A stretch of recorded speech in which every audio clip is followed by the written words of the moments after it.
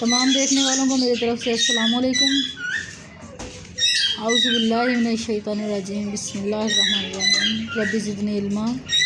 आप देख रहे हैं teachers embroidery and stitching channel, और इस पर मैं आपको एम्ब्रॉयडरी के डिफरेंट जो हैं वो आइडियाज़ शेयर करूंगी आपके साथ।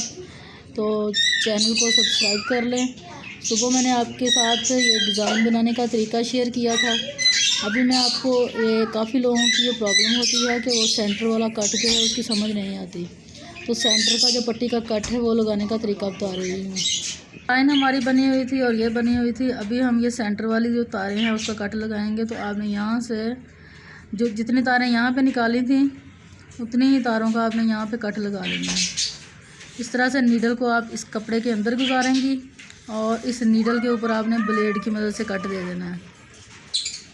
ये आपने कट ब्लेड के ऊपर ही देना है, वरना आपकी बहुत सारी तारें जो हैं वो कट जाएंगी और वो फिर बाद में सेट नहीं आती।